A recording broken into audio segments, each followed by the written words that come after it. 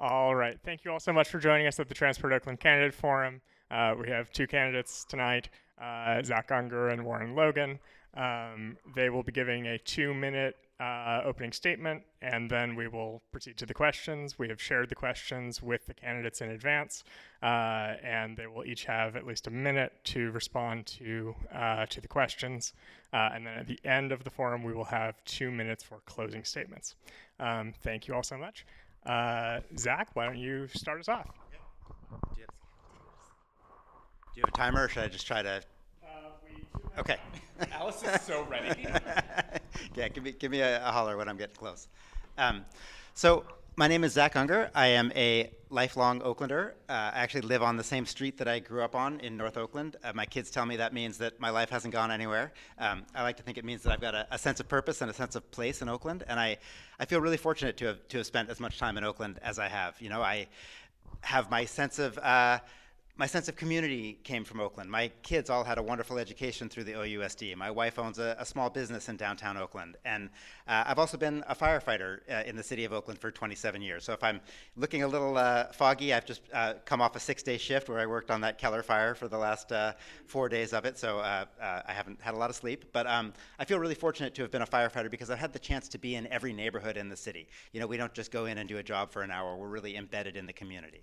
And I've also been a union elected official for the last 15 years, and I'm currently our union president. And in that capacity, I've had the chance to work with the city in a lot of different ways, different than just the day-to-day firefighting. I've worked on budget programs, and I've worked on long-term infrastructure plans and public safety measures, and that's really given me a chance to understand the way the city works and doesn't work. And I think that's probably why both of us are here, because we've worked for the city and understand the limitations that are there. And I am really proud of the fact that I am seen as someone who can work across the aisle. If you look at my flyer in the back there, you're going to see some politicians you like, you're going to see some politicians you don't like, you're going to see some politicians I don't like that much, you're going to see some politicians who really don't like each other.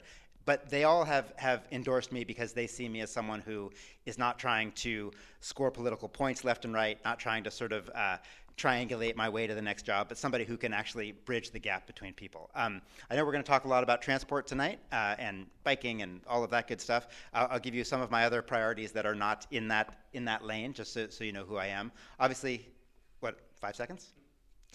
Okay. Wrap it up, yeah, all right. Public safety that doesn't compromise our values, affordable housing, and functional city services. And we can get deeper into those, but I don't want to steal Warren's time. I know, right? Yeah. You ready for me?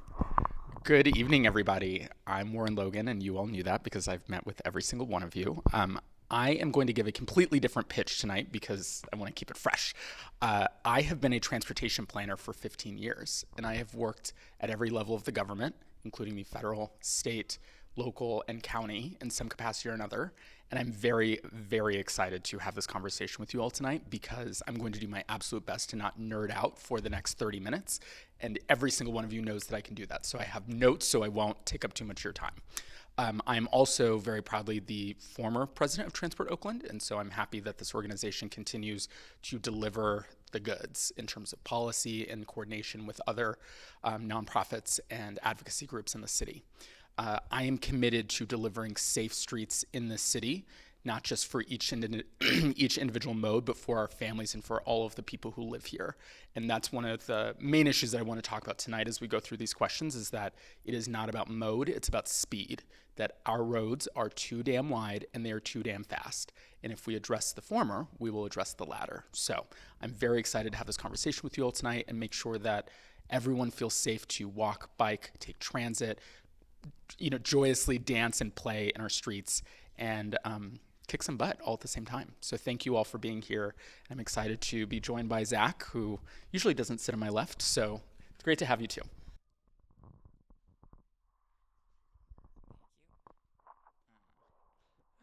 Given that we have some folks who had RSVP'd but not shown up, I think we actually have time to give our candidates more time to answer questions than originally intended.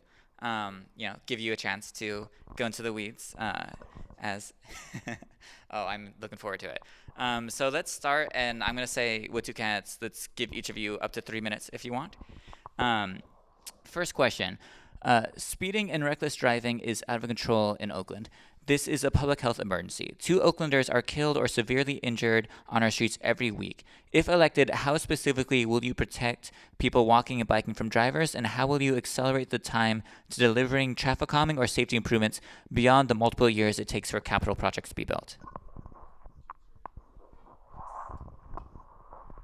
So I'm not nearly the traffic policy expert and in the weeds as Warren is, but I do know what my values are. And my values are that we are suffering an absolute epidemic of traffic violence in Oakland. And I have experienced this firsthand as a firefighter and a paramedic. A lot of the bicycle accidents that have occurred to you and your friends and that have sort of radicalized all of you are accidents that I've responded to as a paramedic. And I have seen firsthand the tragedies that happen on our streets in Oakland. So I am a politician who's happy to say I don't know a lot, but I do know that I'm very good at figuring out who the experts are. People like Warren who actually have the real nitty-gritty knowledge of situations and how we deal with traffic problems in Oakland. And I agree with Warren that speed is really the problem and that our streets are too wide. And as a firefighter, you know, we've been part of the problem with this. And I think that fire departments and firefighters have advocated for the thing that makes it most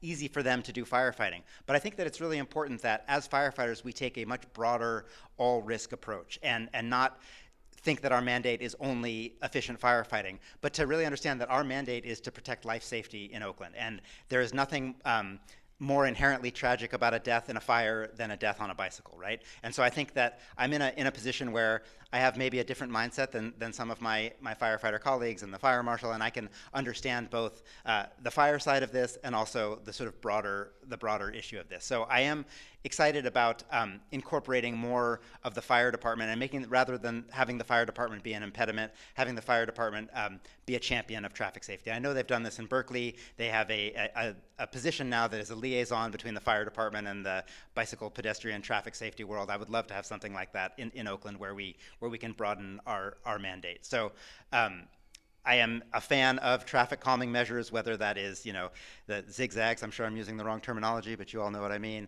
The bulb outs, ways that we can make it safer for pedestrians with bulb outs and traffic islands that people can cross more easily. Anything where you reduce the distance that a pedestrian has to cross or reduces the exposure of a bicyclist. I am a fan of actual hard bike lanes. Somebody used the term vertical paint tonight to talk about those plastic bollards. I love that term. I'm going to be using that from now on. I'm a bicyclist. My wife is a bicyclist. We both ride from our house in Rockridge to our offices in downtown Oakland, and you know, we compare horror stories every night about like what routes we've decided to take. So I think that it is really important that we work hard to have hardscaped bicycle protected lanes rather than just the vertical paint. I think that was you, Tim. So thank you for that. I will pass it over to Warren, and you can give me all the real. You did great. I was like, that was half the answer. So first, I want to thank Zac for sharing that, because half of my answer was let's work with the fire department as one of the I don't want to say impediments, because I so appreciate the way that you frame this issue, that we need to partner together. I'm not going to restate that issue because I think everyone in the room understands that there's this competing interest between emergency response and traffic calming. So just naming that, and I agree with you, Zac, that having a liaison with the BPAC and really delivering a strategic work plan between the fire department's emergency routes and the hindering network corridors that we all know exist primarily in our equity priority neighborhoods. That's critical. I want to actually name, though, that everyone is an expert with transportation. Probably none of you know the story, so I get to tell something new for once. What got me into transportation planning in college was that my advisor at the time said, Warren, everyone is a transportation planner. They wake up and they decide how to get to work on time every single day. If you ask someone, oh, you know, what's the fastest route on a Wednesday when it rains? They know the answer. Oh, well, what makes this intersection safe? Oh, well, you know, because that turn is out of whack and that street light doesn't make any sense. People understand their commute. They understand how to get from A to B to C. The challenge is setting priorities for who should feel safest. And ideally, everyone should feel safe on our streets. So I want to almost lob it back to you, though, that every single voice has a place at our table when it comes to transportation planning, that it takes a transportation planner to coordinate all of those priorities. That's issue one. We desperately need to do some critical thinking about the ways in which our council adopts projects. So I'm going to use an example of a project we just ribbon cut, which is Telegraph.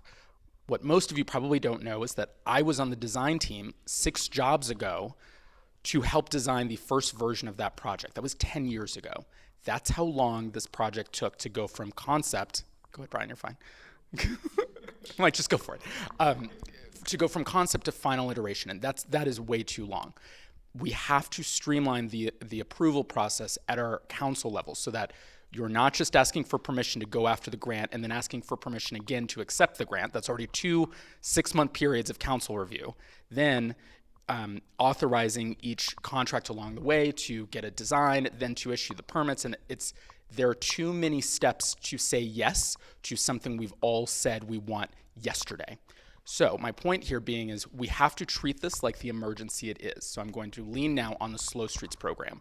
The way that program worked was phenomenal because you had the right team, including the fire department and the police department, in the shared space of our emergency operations team, committing to a single goal of keeping people safe on our streets and talking about what is the fastest way we can do that. Turns out putting up a bunch of plastic barricades everywhere does work if you close the street.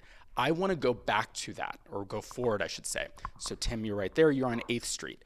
I am committed to delivering the Slow Streets 2.0 project because it is cheap and it's fast. And this goes back to, again, our emergency. We commit ourselves happily to 10-year projects, fine. But if people are dying every single day on our streets, we need to act like it. So, thank you. So I'm very excited to be your partner in crime on this. Thank you.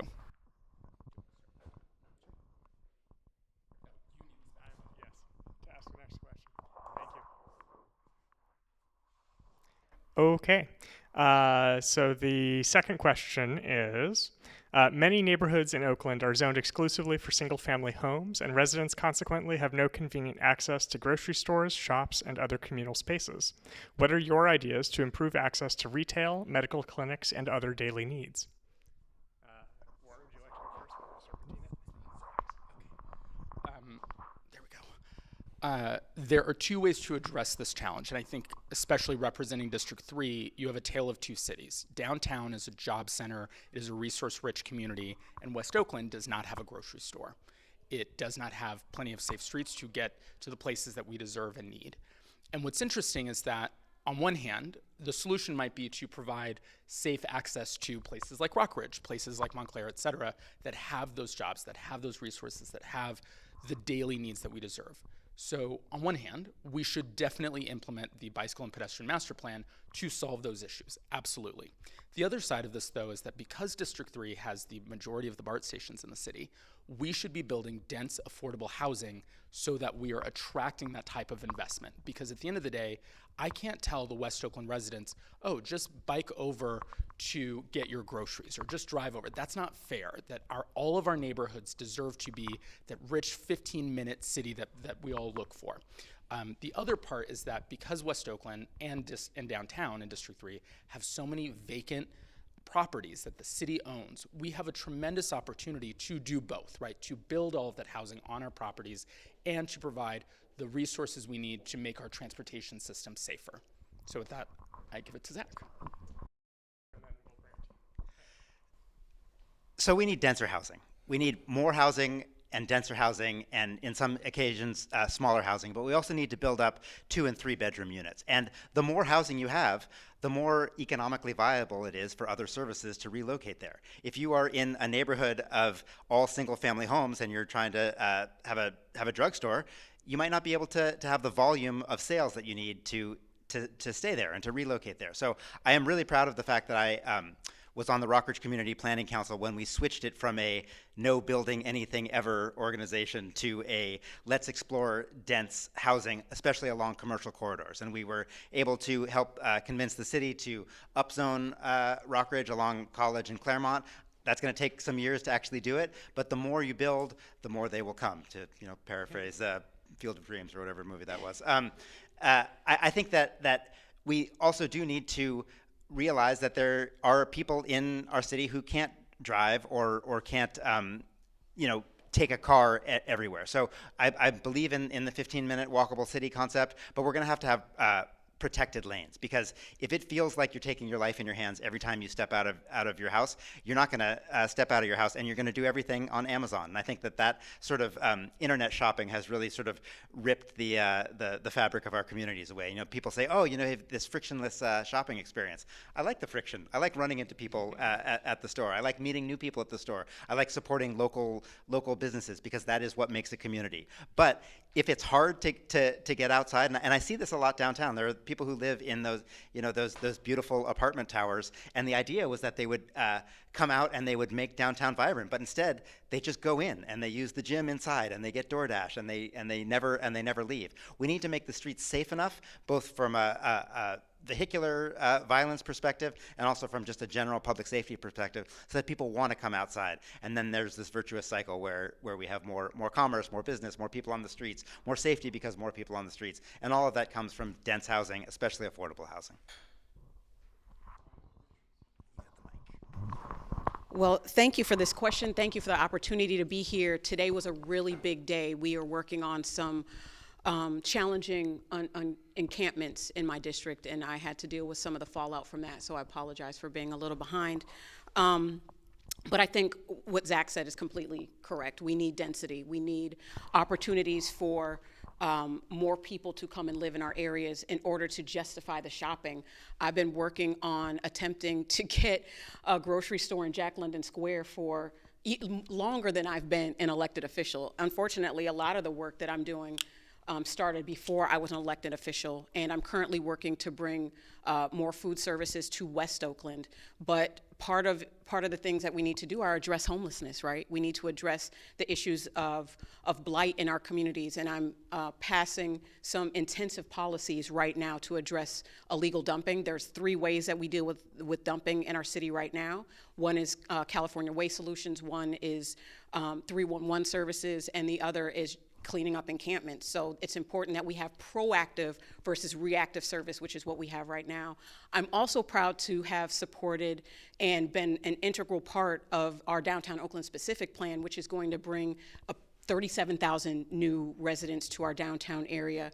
But I'm also really happy about the West Oakland food hall that I had to push through permitting for, and the West Oakland Farmers Market, which I had to push through permitting for because our permitting process in the city of Oakland is abysmal.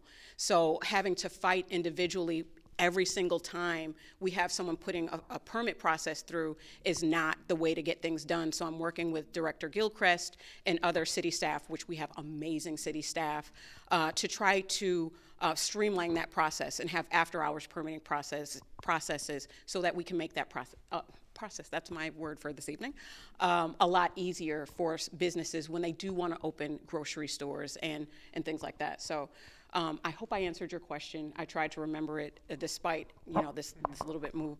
But those are some of the things I think are really important. Sidewalks, making sure we have accessible sidewalks. It's one of the things that I'm doing around Raimondi Park right now, is ensuring that we have those accessible sidewalks. I work with Joe Ernst to expedite getting those around the park, and a number of things. The reality is, I've done so much, I do not remember everything and have to keep notes.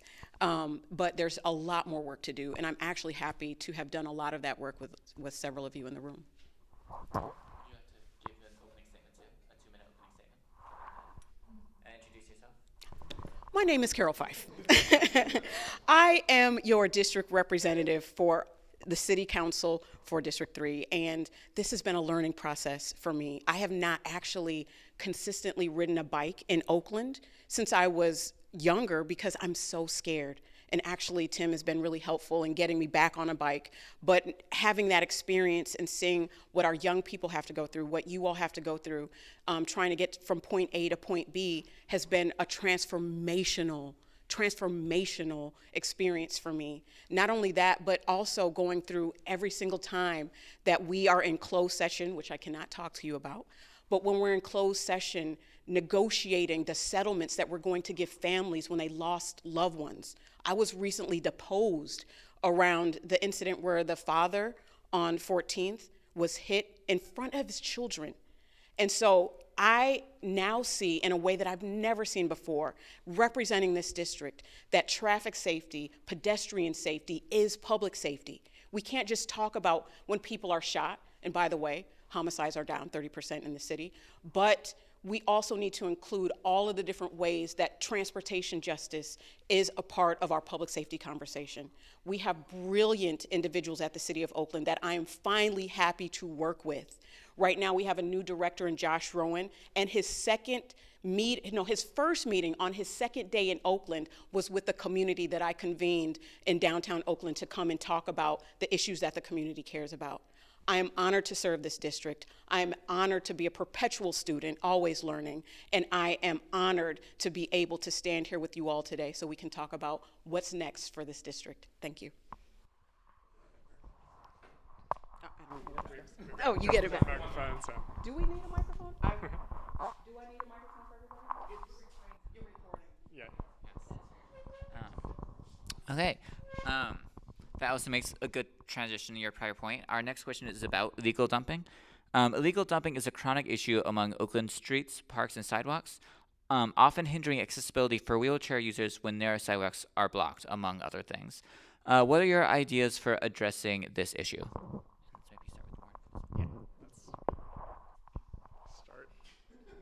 Start at this end. Guys. Just for a time check, are we still doing 3 or because there's one more of us now? Okay. We have 3 minutes ago, just so you know. Thank you for the question. Virtually everyone I've spoken to in the city wants our streets to be much, much cleaner. Like, I think we can all nod our heads that we deserve to have clean streets.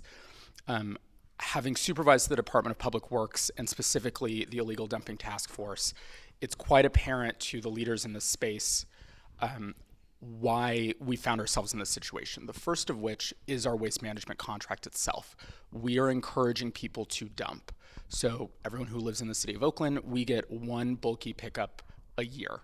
And it turns out after auditing that program, we only use about 10% of our bulkies every year as a community. That's leaving almost 200,000 bulky pickups on the table that we're all paying for, but not getting that service. So first step is to address that very issue, allowing people to use the sort of unlimited minutes of bulky pickups so that for what we're paying for from waste management, we are getting, so that for the folks who want 10 bulky pickups, they can have that. This issue first. The second, though, is that our contractors that work in the city or work near our city have to pay to dump at the yard. And that's part of our waste management contract again. What happens, though, is that instead of paying at the yard, they dump on our streets and then they call 311. So we have to hold them accountable. And that looks like installing cameras at hotspots to make sure that we can catch the people who are doing those awful deeds and making sure that, we are holding our bad actors accountable. The funny thing, too, though, and our staff would acknowledge this as well, is that you don't have to catch all of them. You have to catch 1 or 2 of them and hold them accountable, and they'll stop doing it. That's critical. I think education plays a major role as well, though, because a lot of people, when I start this story about California Waste Solutions and waste management, don't even know they have a bulky pickup in the first place. And so that's a critical component, is making sure that people understand what their services look like. But the reason I start with waste management is because our staff have shared with me a number of times that our solution lately has been to pick up the trash faster. And while that might feel like the best thing to do because it's a visceral response, we're only training people to dump faster. And that can be really frustrating because it means that you're paying for waste management as one service and you're paying for your taxes, to our public works department to pick up the trash as well. So we're actually wasting your money twice, and that's not fair, especially considering our budget's kind of tight right now. So I'm committed to addressing the upstream issue of our waste management clauses so that you all are getting the services you're paying for and having transparency around where all of our taxes are going. Thanks. Thank you for that. I agree with all of that. I mean, I think that there's a couple of different kinds of dumping. There's dumping that is next to homeless camps. There is dumping that is people who would just rather find it easier to do that than go to the dumps and pay the tipping fee. And then there's the real criminal dumping from contractors who decide that, the corner of X and Y Street is a better place to go because it's closer to their job site and they don't have to pay for it. So working backwards, I think we need to really enforce our dumping laws. And I think that the installation of a bunch of new cameras over the last few months and over the coming months is really important. We need to, like Warren said, set an example and make sure that we are prosecuting people who are illegally dumping and using our street as the dump.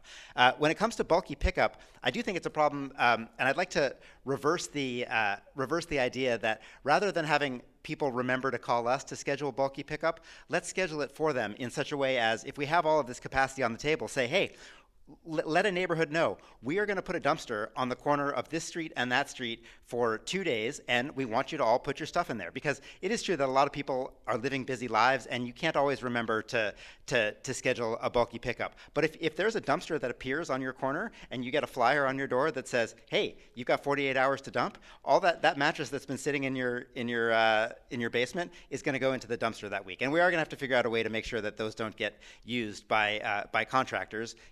Maybe it's having a public works person standing there for the day and locking it at night kind of thing. But I think that way of bringing all of this excess capacity to the neighborhoods rather than having them have to call us for it could actually clear out a lot of the backlog of that dumping stuff. And then when it comes to homeless encampments and blight, I think we do need to provide dump facilities at homeless camps. I don't there are some people who say that, if we provide facilities, we are sort of making these places permanent.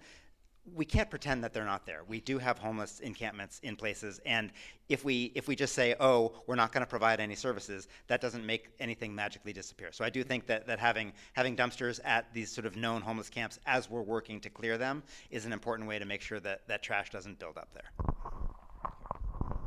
That's a great point that I want to build on, because our city attorney has said that if we provide dumpsters at certain locations, then it will provide an address for the people who are currently living there, which makes them legal residents of these areas, and therefore we cannot provide dumpsters at encampments. So that is something that we have to get around, because we're pretending like they're not there. But I did talk to the director. Right now we have an interim director of Public Works, and his name is Michael Kashawagi. And Director Kashawagi and Director, he's ACA now, ACA Duffy, said that we can have unsheltered communities pull their trash out once a week, and the city will do it, will go around every single encampment in District 3 and pick up the trash if those individuals are willing to pull it out. So I've been working with community groups and formerly and currently unsheltered people to do that work, and partnering with the Community Ready Corps, who also has that big black dump truck that goes all over the city and Antioch and Richmond and other places to help small communities who are battling illegal dumping to do just that, is to help make sure that churches and our community centers and youth centers and just residential locations don't have to wait for 311 to reply to a request. I'm also endorsed solely by SEIU 10-1, and I'm working with them on legislation to have proactive trash pickup so we don't have to wait for 311, which sometimes takes quite a bit of time to address some of the 311 requests. But if you're in Oakland and you're looking at trash and you're like, why has this been here for 2 weeks? It's because it hasn't been processed through our 311 system. It is the only way that the city of Oakland will pick up trash, as if it goes through 311. The other is your weekly trash pickup that comes through waste management. Their contract will be open and ready to be negotiated next year, but they also have expressed a great deal of concern with local volunteer organizations picking up trash, because they see it as their role and that they should be getting paid for it. We don't have time to wait for that. So I'm working with community organizations who can get that done faster and quicker while we work on the legislation to have proactive trash pickup.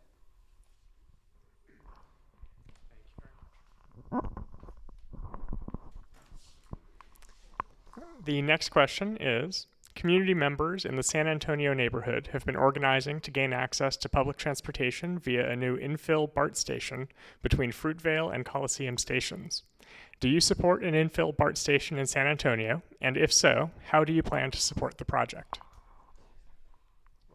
Yeah, Zach, would you mind starting us off? Okay, thank you. I think the more BART stations, the better. The more access to public transit we have, the better. I think this is going to be a nightmare of a project when it comes to permitting and all of the regulations that we're going to have to go through. But I think it's really important that agencies work together. We have so many problems in Oakland and the Bay Area where you have each agency doing its own separate thing, and then they get 3 steps ahead of the last agency or the other agency and realize that they can't actually work together. So I think that we need to convene stakeholders early. We need to make sure, and stakeholders doesn't just mean, people in the neighborhoods. It means all of the different agencies that are going to have to actually make this happen. And I think that that's one of my talents, is being able to help people work together. But I also think that it's really important that while we do public comment, we don't let ourselves die in the course of the process, right? Because there are so many projects that just linger in this public comment period for years and years and years. I was talking to somebody about the San Pablo corridor the other day, which I'm sure you're all aware of, and they said, but there hasn't been any public comment. We haven't had a chance to be heard. Like, this is 7 years in the making. We've had 7 years of public comment. And at some point, elected officials have to cut through that and say, we are done with this process now, and we're making the decisions, and I'm going to take the hits for it. So I think that it is incredibly important to put more public transit wherever we can, and also not to let ourselves die the death of 1,000 cuts as we get there. So I'm eager to hear both of these folks who have more expertise in the specifics of this give me some great ideas about how we can actually make it happen. What do you want next? Let's go to Carroll Fife. I have to I'm going to take a little bit of my time to just let everyone know that I want to be clear, crystal clear, that the Community Ready Corps and their dump truck gets no money from the city.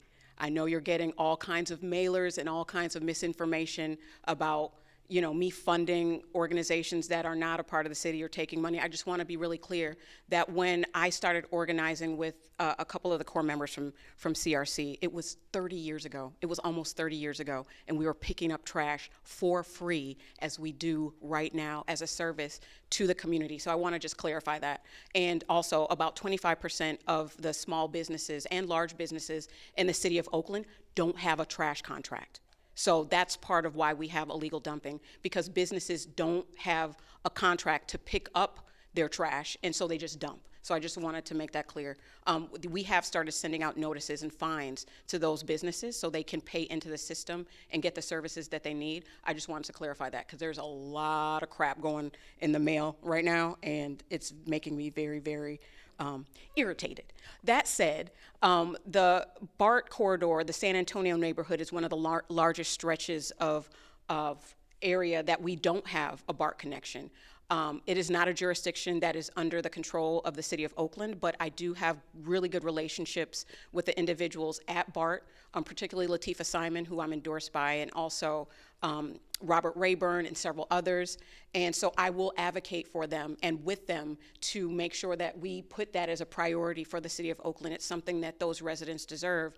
And I also am a commissioner for the Alameda County Transportation Commission. So I can advocate for projects, as I've recently done, to bring millions just a couple weeks ago back to the city of Oakland for the projects that we all care about. So as Zac said, it will be challenging. All of us from the state, county, city, BART, AC Transit, all of us are experiencing budget deficits right now. But I believe that could be generative for the services that we provide. The return on investment is critical and would benefit the city overall. But yes, I wholeheartedly support a station in that area. Gotta work the cord here. I also support the station and have signed on to the alliance letter. I'm very excited about it. Hi, Ben. 3-4 jobs ago, I studied BART's MetroVision for BART and did a bunch of station analysis on where they should put their extra stations, and this was one of the ones that we located.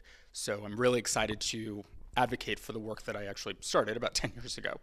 The other part is that BART is going to need to reconsider how it runs its service, and part of that vision, that MetroVision, is going to need to include more infill stations, because we know that a lot fewer people are taking BART from the very far stretches of the yellow, the green, and the blue line into San Francisco. But there are lots of people who are using BART now as the intra-city, excuse me, I learned the difference between those two recently, intra-city modal choice. And so it's incumbent on Oakland as the center of all of these hubs to provide space for a number of different infill stations, not only at San Antonio, but at 55th and High, and another one at Children's Hospital. Those are the three that we identified in our study.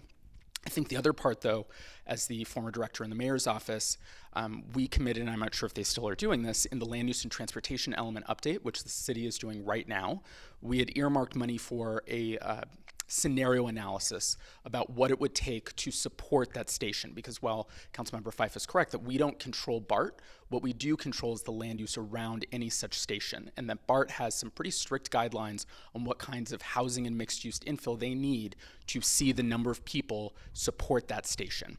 And I think that that's the part that we need to get right. And Zac mentioned this as well about the way that we talk to the community in Death by a Million Cuts is explaining and conversing on the fact that we cannot just put a BART station there and do nothing else, that BART station would languish. And so it's important that we as a partner to the regional transit system are providing the requisite amount of housing, affordable especially, at these stations. The last piece I'll share here is that this is a phenomenal opportunity for an investment that we would see a return on in the city's funds, especially for property taxes, which is kind of the baseline for our general funds. So I support it and I'm very excited to see it move forward. Thanks.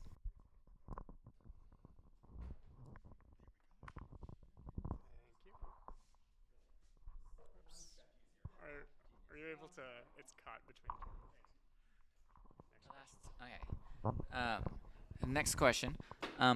OakDOT reports that Black Oaklanders are 3 times as likely to be killed or severely injured while walking as compared to all other Oaklanders, and that majority Asian census tracts have the highest percentages of streets in the high injury network of any ethnicity. How does a city with such an interest and equity end up with such disparate impacts for its residents, and what would you do to make streets in places like East Oakland, West Oakland, and Chinatown safer?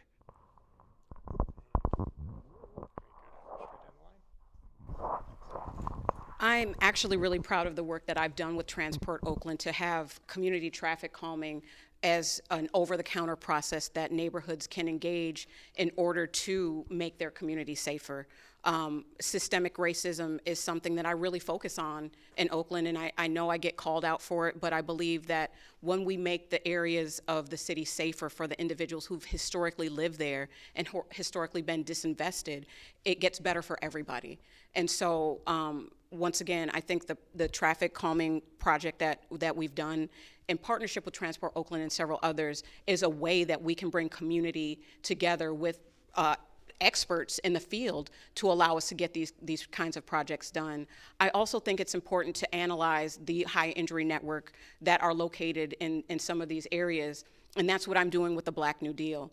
And so we're looking at the neighborhoods in East Oakland, not just my district, but in East Oakland and West Oakland, where there are far too many injuries, collisions, and fatalities that have come because of just a lack of consideration of the conditions in those areas. So I am leaning into, with the partnership, once again, of the staff in the Department of Transportation and community members, listening to community members who feel really ignored when it comes to the projects in their neighborhoods, to make sure that they're at the table. One of the things that I started doing when I came to the city of Oakland, because I come from an organizing background, is including neighbors in the conversations with the directors. It made some staff who feel like they have all the answers and all the knowledge about what should go where and when and how a little upset because they're not used to hearing community voice. But I believe people are experts in their own experiences. And when you combine that with the expertise of the knowledge that our traffic engineers and others in DOT have, I think we can create beautiful projects. But people have to come willing to listen and learn. And sometimes our educated experts don't want to do that, especially when you're listening to the grandmother who might not have a college education, but knows that her grandkids can't play in their neighborhood because of speeding, reckless cars. I believe that it's important to make the environment responsible when people are not. And so that's some of the work that I'm doing, and I'm very proud of the results that we've had so far. And I will say that our former director, Ryan Russo, was in my first meeting where I brought the community around Frontage Road and some of the traffic calming that we wanted to do over there. And he was like, I'm not coming to this meeting. I am not. If you're going to bring community in, then I'm not going to have myself or my staff participate in these meetings. And since we've had new leadership in the department, things have gone so swimmingly well. Josh Rowan is the architect of tactical urbanism in Atlanta, Georgia, and that's part of why we were able to push through this community-centered program, because if he were not here, it would have been killed. The staff were talking about how do we kill, they were calling it that Fife thing. How do we kill that Fife thing? And so it's important to have community as a part. Thank you. We're gonna go right now. You know, when we talk about racial disparities and inequities, we could sub out the word transport and put anything in there, because every problem in our society comes back to the fact that not everyone is treated the same and resources are not allocated the same. And the solution to that, quite frankly, is you have to give a shit about communities all over the city, not just your own. You have to decide that you are going to work for everyone. Now, I'm running for District 1, which is a whiter and more affluent district than some of the other districts in the city, but I am not someone who believes that District 1 exists as an island. District 1 and District 7 and all the districts in between rise and fall together. We are only successful as a city if all of our districts are successful. So I think that we really need to make sure that all council members are investing time and effort and care in all districts of the city. Now, when it comes to traffic issues, there's a couple of things that I want to highlight. Number one for me is schools. We need to make the areas that our kids go safe. That is job number one for me. When it comes to public safety, when it comes to encampments, when it comes to traffic safety, we need to take care of our kids. So I think that there's a lot of really exciting work going on now, allowing schools to have much more input in how we're going to make the routes to school safe. I think we need to continue to focus on that citywide and then sort of expand the sort of corridors of safety out from the schools, because if we can protect our children, that's what we all care about most. Second of all, I think that we need to really focus on iterating quickly and trying things that are not necessarily permanent, because once you put down the concrete, it's there forever and you can't change it. I am excited about trying some quick builds, not necessarily with the vertical paint, but with K-Rail, Jersey Rail, because sometimes you find that if you make what you think is a traffic improvement in one street, it actually just moves over to the next street and makes things even worse. So I think that this is something that we can do in all areas of the city quickly. Try things out, and if it doesn't work, don't stick with it. Try it out for a year or 6 months, and then if it does work, then we can go in with the concrete and make it permanent. And this is something that we can expand to neighborhoods that don't necessarily have the capacity to show up at a city council meeting every night or advocate forcefully every night because they're dealing with childcare or they're dealing with work. So those sorts of quick builds lower the threshold to entry for all neighborhoods, and I'd like to do more of that all throughout the city. Zach, you stole my answer. Okay, I'm going to just pick up right where Zach left off. Quick builds are definitely a strategy for addressing this major issue. I want to start by saying, though, that we don't have a quick build team. The Department of Transportation pretends to have a quick build team, but it's really our safety team that is also our long-range planning team. Those two groups need to split up, basically. We need to empower a group of people to act proactively throughout our city to address the problems before we see disaster happen. The second issue is that the way that the city defines risk is backwards. And for anyone who, actually all of you have been a part of this conversation, so I'm going to repeat back to you what you've already known. Our city attorney's office and our engineers believe that the status quo is the thing that we have to work towards, not against. And that is incredibly frustrating. The number of times that I've had conversations with our staff about, hey, let's close the street, or let's, put a roundabout here or something. They're like, oh, we need to analyze it. I'm like, someone died here, so it's obviously not safe. Anything we do here would arguably be better. And having helped actually another city author a very specific solution to this, I want Oakland to adopt this too. We need to indemnify our traffic engineers. They are the only group in the city that you can sue for negligence outside of parts of the police department, I guess now. And so it's critical that they are given the leeway and the creative ocean to work in this space, because right now that is one of the major sources of blocking better traffic improvements. The next piece, though, is I think that we shouldn't have pilots that last a year or even 6 months, that they should last a day, and that we should show people how quickly we can change the street, because every time we build something in this city, a housing project or any type of construction, we close half the street anyway. We are doing pilot projects throughout the city. We're just not calling them that. And I want our community to understand just how flexible our streets are. The last piece I'll say here is that I think we have too many streets. Not just that we have too many wide streets, we have too many streets. And there are a lot of streets that we could just transition, not to a different mode, but altogether make as pedestrian plazas. And namely, excuse me, District 3 has a lot of dead ends. So I'll use 15th Street in downtown as a perfect example. 3 blocks between Harrison and Broadway. That street desperately needs to be pedestrianized, and I'm very proud to be working with all of the merchants on that street to work on making that a pedestrian plaza, just like you see on parts of San Pablo that, hopefully you guys knew this, San Pablo used to run the whole length, right? And now there's a plaza there. So that's the last piece. It's just transitioning our city to more public open spaces, not just playing around with lane widths or whether there's a bike lane here, but wholesale saying this is no longer a street, it's a park. This is not a street, this is a plaza. This is now a place for business. So I think that that's the other critical component we should consider.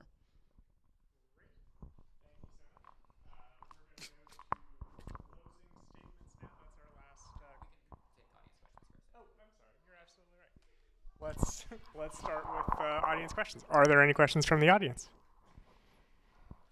Sorry, this is going to be especially tricky. There you are. So we're in the middle of the land use and transportation element of the general plan, as Warren alluded to. I guess I've found, and I'm Ben Matlaw. I'm an advocate, and I work now with the San Antonio Station Alliance. So thanks for your comments on that. I guess I'm frustrated with the lack of vision in the city for a robust and interconnected transportation network, particularly public transit. I think we talk a lot about BART and safer streets, but we're never talking about really improving the way that we get around without a car, except to maybe go the 10 or 15 minutes from our house. And I'm curious to know your respective visions for connecting Oakland via transportation other than vehicles, and how you might get us there.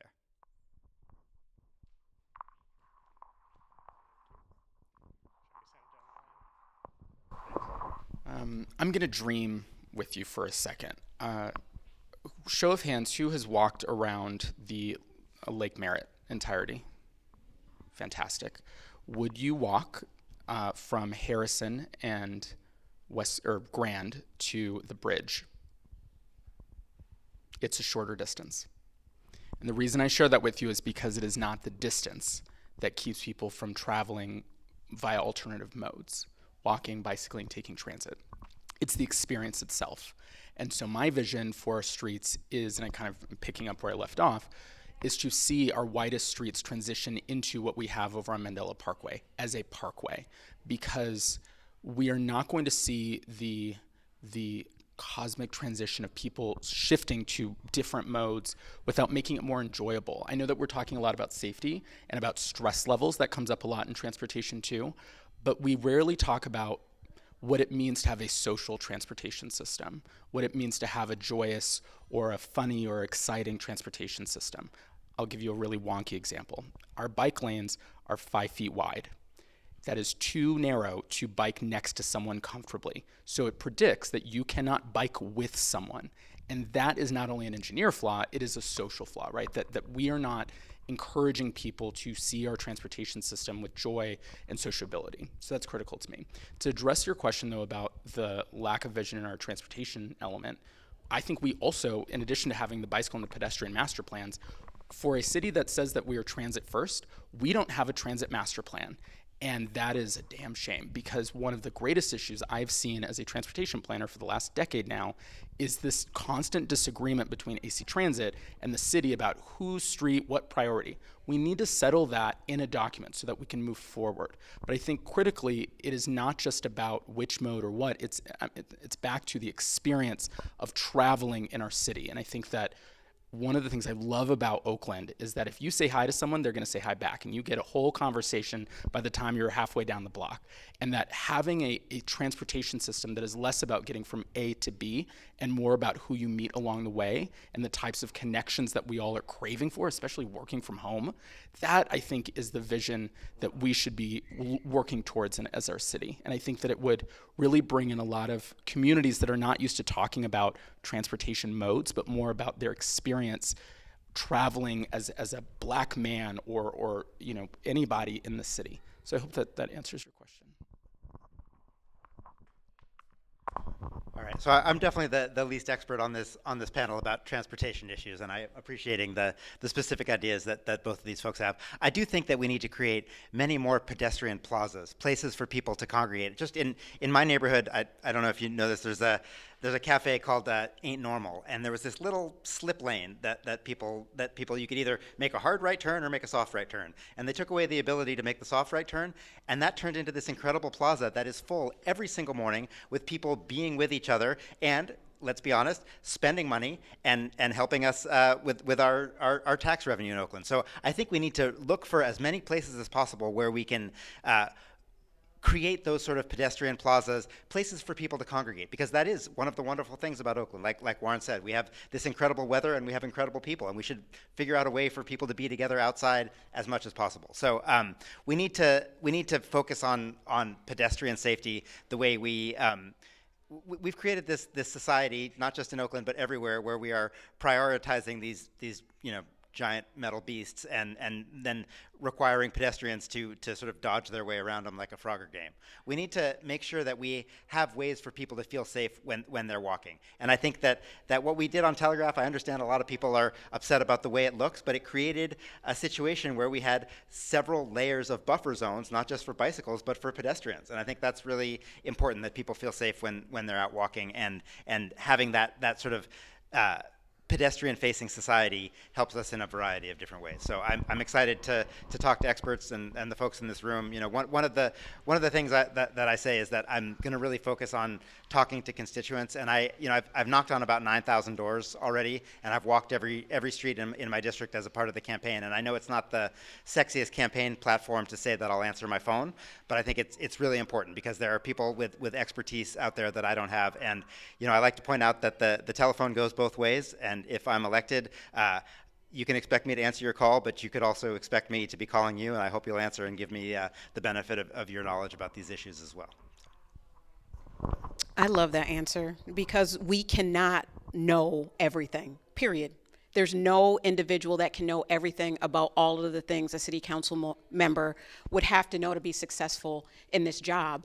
And honestly, most people don't know we don't even have the technology or the infrastructure in the city of Oakland to lead towards success. So I hope you don't have a city phone when you get elected, not if you get elected, but when you get elected, because we don't have the infrastructure to keep track of individuals who reach out to us about anything. So Ben, I love the question, because where there is no vision, the people perish. And I believe right now, with the amazing talent that our Department of Transportation staff have, there's so many brilliant individuals, but we have over 100 vacancies in that department. So that means there are people doing 3 jobs. So the vision, which I would like to work with you in partnership on, is to bring the external vision that our neighbors have, like Zac was saying, so we can help feed that into our staff and let them know this is what the community wants to see. Right now, it is difficult for them just to get through an average day, but there's so many ideas, and most of the things that I've done around transportation have been because people are like, hey, can we do this? And I'm like, sure, why not? I've had to fight for those things, because at the very basic level, we have some challenges in the city of Oakland structurally that have existed for a very long time. That's going to take a little bit of time to turn around, but that should not stop us from having the conversations that you're having, that you want to see. And I've made some headway in these spaces, and I think because we also have a visionary outsider in the Department of Transportation that wants to completely transform how we do things in the city of Oakland, we have an opportunity that we've never had before. And in spite of all of the challenges that we're having right now, we can change things, right? Because we do have a staffing crisis. We do have issues of funding challenges, but it's almost like a Chicago School of Economics thing where sometimes in disaster, you can create new things. I do not like the way that Pinochet did it in South America, and we should not be advocating for that type of transformation. But in times of crisis, we can build new systems, and I think that's where the vision comes in, and your voice, the public's voice, is an integral part of that.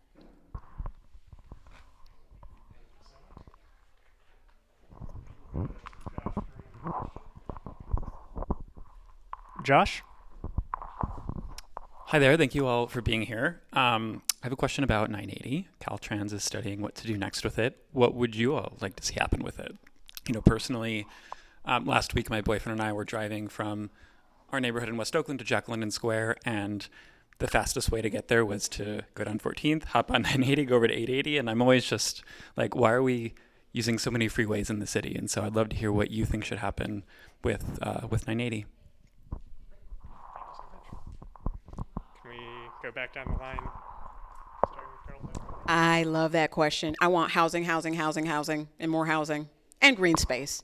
But I am working to expedite our urban forestry plan right now to increase, the planting of trees so we can cool West Oakland. We had over 5,100 homes and businesses demolished during urban renewal for this area of West Oakland. That is part of why we have the systemic challenges in the city that we have, why Black men are the highest percentage of the homeless population. So with building new housing at all income levels, particularly the income levels that have been left out of our RENA numbers, I think if we had the opportunity to now redesign that area of West Oakland, we could address the historic harm that bad policy has created.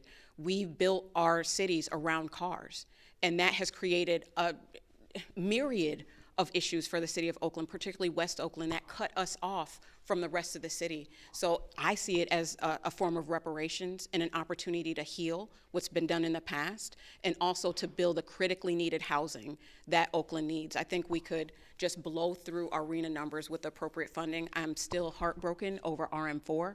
I'm gonna take a moment of silence for Regional Measure 4. But we are going to bring that back so we can have the funding and our own public bank and our own way to finance the type of housing development that we need. But I truly believe that housing and green space are one of the ways that we create a vibrant city, and that's one of the things that I'm really looking forward to.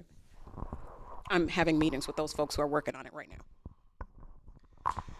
So, I've heard a couple of different proposals for 980. There's getting rid of it, there's undergrounding it, but the one that I think would be the quickest and maybe easiest to do is canalizing it, where you basically, if you look at 980, it's got these really wide angles to open it up. If you were to make that straight and have it be sort of a deep trench freeway, you would create another lane of housing or green space on either side. And I think that reduces the complexity. I don't want to get us into a sort of Boston big dig 30-year kind of project that snarls everything up. But I do think that there's a way that you could just make the sort of walls on that 980 freeway go straight up, and then you create a lane on either side for housing and green space. And I agree that we need to do incredible amounts of housing. And then when it's narrow like that, you can add multiple pedestrian-only bridges across the canal. Because right now, like to Warren's point, crossing over 980 is a terrible experience, right? If you're a pedestrian or a bicyclist, because you're on those really ugly lanes.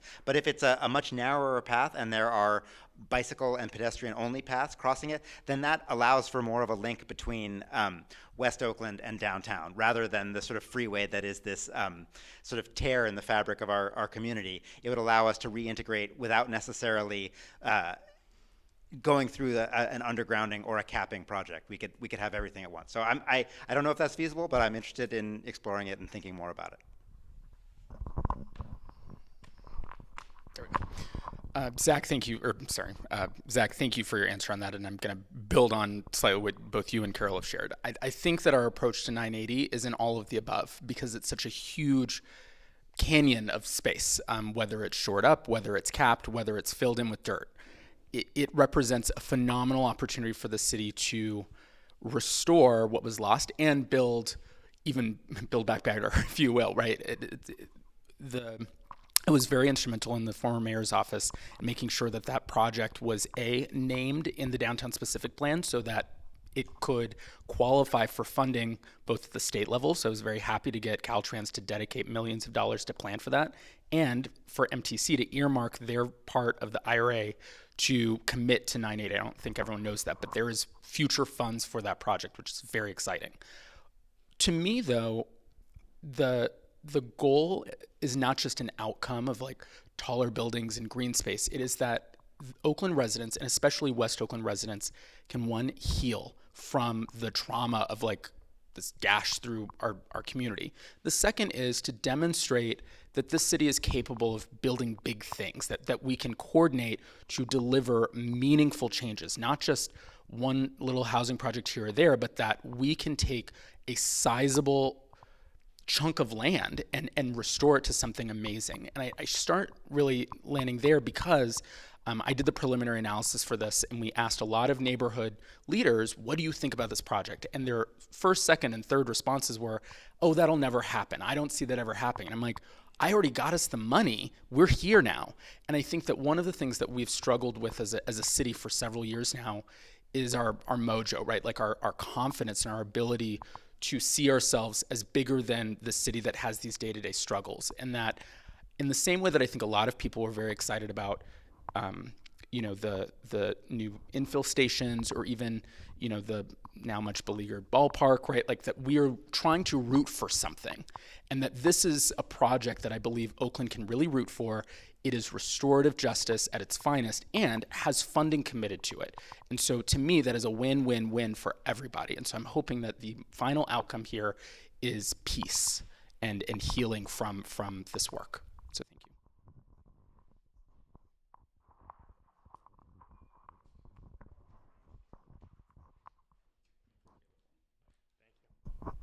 Are there any more questions from the audience? Yes. Hi, my name's Tallulah, and I live in District 3. I ride my bike from over by Highland Hospital to just a couple blocks away from here every day. I've been doing it for 12 years. And the first thing everyone says to me when I tell them that is, "You're so brave." And, I've seen a lot of improvements. I've seen a bike lane put in on Foothill and East 15th. I've seen great bike lanes get put in around Lake Merritt. They're putting in a great bike lane now on 14th downtown, and 14th on this side of the 980 and Adeline have all gotten bike lanes, but the community is still scared to get out there and do something besides get behind the wheel of their car. And I'm wondering what you would do to make it so people aren't afraid to be out on the streets. And I don't think the people I'm talking to are scared of crime. They're scared of the drivers out there. Thank you. Let's go to Zach, then Warren, then Carroll, if that works. Yeah, I mean, I don't have any solutions more intelligent than hard bike lanes. I mean, I really think that it needs to be hardscaped in there, and they need to be wide enough, and they need to be kept clear. Because the problem with painted bike lanes is that there's always a car in the bike lane. There's always a delivery truck in the bike lane, and we need to we need to make them wreck up their chassis if they want to get across the divide there. So the only answer I have for you is lots of hardened bike lanes. I do think that some of these sort of plazas that we talk about could also incorporate bicycles as well, not just pedestrians, but we need to have real separation between cars. That's the only way, because I don't think we can make all the drivers in Oakland respect bicyclists as much as I would like that. I just understand human nature is not going that direction, unfortunately. Yeah, thank you for that question. I think that as someone who bikes as my main mode of transit across the city, I know that feeling. I've had people threaten my life on a regular basis, and I think to myself, what did I do to you? Like, what is your beef? There was a study conducted about 15 years ago about this very question. What kind of transportation improvements, what kind of infrastructure does it take to get a whole bunch of people to want to bicycle and by extension walk and take other modes of transit. And it turns out that safe neighborhood routes, like our Slow Streets program, is where you get the lion's share of families, parents with their kids, and people who are less comfortable being on main streets. And what's interesting is that for many, many years, the advocacy community, not you guys, don't worry, has focused entirely on arterial main roads in our city. And that has meant for everybody else that in spite of the millions, if not billions of dollars we have spent committing lots of cities, not just this one, to safe transport for people biking and walking, it is not meeting the needs of the everyday resident. And so this is why I'm so bullish on our neighborhood bike routes, which are now coined our Slow Streets network, because we saw almost overnight just how many people would rather be on the side streets playing around with their kids. Because again, it's not just, forgive me, about helping people bike more, which I would love, yes, absolutely. But that I believe if our neighborhood streets are safe enough for our kids to play in, like I think a lot of us grew up, right? Then suddenly all of the other modes are safer as well. And that doesn't necessarily require a bike lane. It requires a much narrower street. It requires denser communities. It requires road closures. But that truly, if the city wants to be serious about helping people overcome that fear, we need to be listening to people and saying, where do you want to be and how do I make it safest for you? Because time and again, we found that families, especially parents with their kids, do not want to be, even unfortunately, on our protected bikeways. They're like, I'm not even going there. And so if we're thinking about a return on investment, for example, listening to the community is critical when it comes to making safe roadways. And a perfect example, and Tim, I'm glad you're right in front of me, is 8th Street. And it's ironic to me that we're spending, I think, $14 million on a protected bikeway on 7th Street, and it cost us less than $500,000 for the program on 8th Street. And 8th Street is lovely, right? So I just want to show you that we are making decisions, I think, for a specific group of people. And the more that we favor families with their kids, especially POC families with their kids that are not interested in being on arterials but want to be in neighborhood streets, that we will see the massive transition that we're looking for. I really appreciate the question, Tallulah, and I believe that COVID has taken its toll mentally on even the most well-adjusted individuals. And I think that the way that we manage that right now is through infrastructure. And our staff have many projects in the pipeline to make biking in Oakland safer for everyone, and not just biking, for people in wheelchairs, for people with different mobility issue, different ways of transit, people who walk, people who cannot. We have projects in the pipeline. One of the things that we have to do is support the staff who are visionary and making those things happen and happen quickly. And we are dedicated. You're seeing those things happen, right? You just listed several of them, and we have several more in the pipeline. But in order to adjust for human behavior, like Zac said, we have to create the infrastructure that makes it impossible for people to behave badly, because we will. I mean, we're Americans, so there's that. But we've seen in other countries all of the different ways that different countries have made things safer, and we have the leadership in the city of Oakland that wants to do that and has the skills not only in transportation but also construction. Right, our director has that expertise, that knowledge and know-how and relationships to make it happen. So it's in the process. It's not happening nearly as fast as I would like it to. And we're seeing that in some of the litigation that we have to pay out on, but it is happening. And I am happy about the direction that we're going in the city of Oakland, despite all of the doom and gloom you hear on the neighborhood and on the news. There are people who are getting out and engaging more, doing it through walking. It's part of what I do with my monthly caravans, where we get together and we walk or bike to the locations, and then we break bread together, we have fun. We just did a fashion show a couple weeks ago, and we do that by consciously not driving and patronizing businesses in the district. So we're feeding two birds with one stone. We're not going to kill two birds with one stone. We're going to feed them with my favorite blueberry scones, because that's how you grow positivity and that feeling of community where people feel safe, because it is getting safer, but people don't feel safer. And part of that is because there is this consistent message and people's individual experiences that say it's not safe. But most people that I know who experience Oakland like yourself don't have more incidents of unsafety, they have more incidents of safety, if that makes sense. But when you have a traumatic experience, that's what you remember deeply. So everyone in therapy knows that. It's not the good experiences that you remember, it's the negative ones. So we just have to create the infrastructure for people to have more positive experiences and create the containers for them to do that and to do that collectively. I hope that answers your question.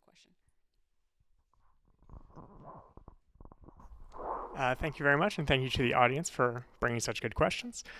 We are going to go to closing statements from each of the candidates, and then we invite you all to stick around and have some pizza and finish up those sparkling waters, and we can all chat a little bit after that. Thank you. Can we go back down the line, if that works? Yeah, sure. Listen, I love Oakland. I've been working in the city, serving the city far before I was an elected official, for many, many years, and I'm not going away. I'm not going to stop doing that. No matter where I sit, I'm going to serve the city. I think it's one of the most amazing places in the world. We're going through some challenges right now. I think everybody knows that. But I'm proud of the achievements that we've had. I'm proud that we've been able to work together on this program to let the community decide what over-the-counter projects they want to bring to their neighborhoods. I'm proud about bringing increased lighting to the West Oakland BART station, where individuals that I've had to personally help from other districts have been impacted by crime at the West Oakland BART station. And they asked Councilmember Fife, can you just increase the lighting? That would help. I did that. We're working right now on the 19th Street BART exit to make sure that it is accessible, but also we get rid of the crime and the blight that is in that location. So I partnered with the San Jose Sharks to redo that entire corridor with art and increased lighting there. I worked to stop the cuts to the bus service for downtown Oakland, where AC Transit was trying to decrease bus service, and they took away our seating. So I fought to make sure that we got that back so that people who need to rely on the bus, which primarily tend to be lower income people that come from my district, have that type of access.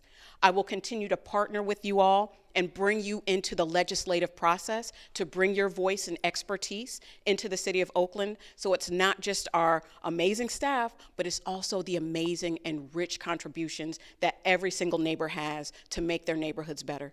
I believe that we all are our own experts in our experiences, and when we work together collectively, we can do great things for the city.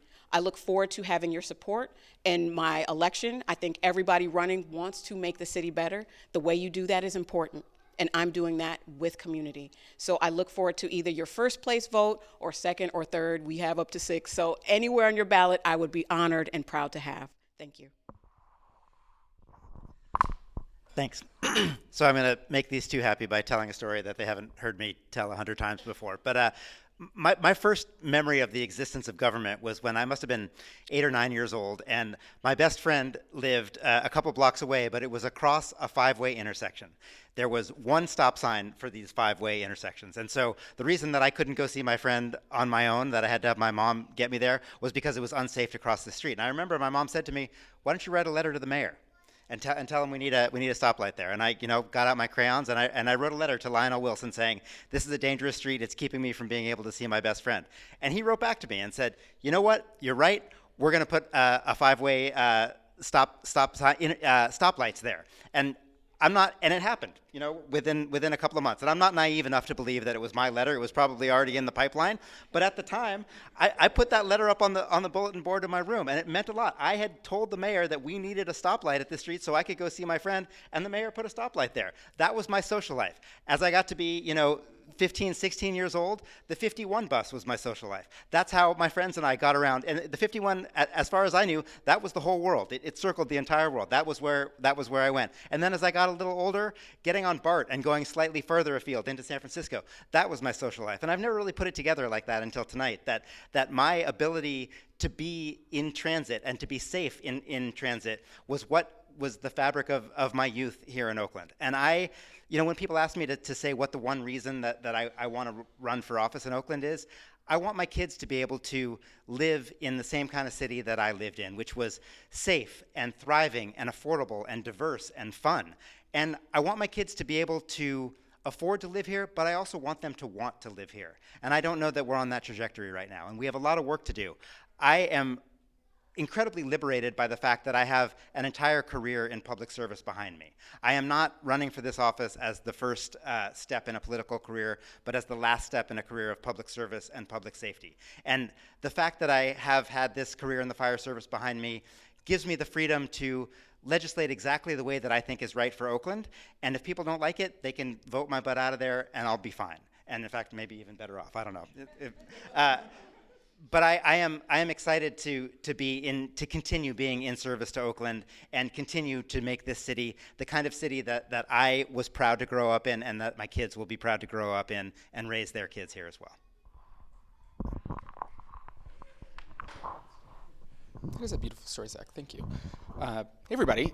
Thank you again for coming tonight. I want to reflect on having been a transportation planner for 15 years now and remembering a time when candidates didn't care about the voices of our transportation community, and that we now have multiple transportation advocacy groups that are pushing for some very meaningful legislation. Transport Oakland, Traffic Violence Rapid Response. I remember in the middle of COVID when I got your call and you're like, you have to do something about 8th Street. And my team and I were like, God, finally, someone is yelling about this and that we are paying attention, because I think all of us know, and we've talked about this in our questions tonight, how frustrating it has felt to feel ignored about such a critical issue that is affecting everybody in our city and in cities across the country. And so in part, I'm kind of getting a little teary-eyed that it is exciting to see that we have so much alignment on our current council and our future candidates on this issue, that we are committed to having safer streets for everybody, and that we are now trying to one-up each other and how much safer they can be. That, I just want to acknowledge that as a step back, that is what us as advocates have been trying to get for a very long time, is people's commitments to make our streets safer and to commit real funding to that. So I am very excited to continue running for the seat in District 3. I'm excited to champion our Slow Streets program and safer streets throughout West Oakland and downtown. And I hope to have your vote. All of you have ballots probably right now, so you know how to mark a circle next to my name. You have, sorry, Carroll, just to correct you, not in a mean way, but we have 5 choices, not 6 out of the 6. So just so you know, you have 5 choices out of 6. So choose wisely. Thank you again. I don't know. It's fine. It's fine.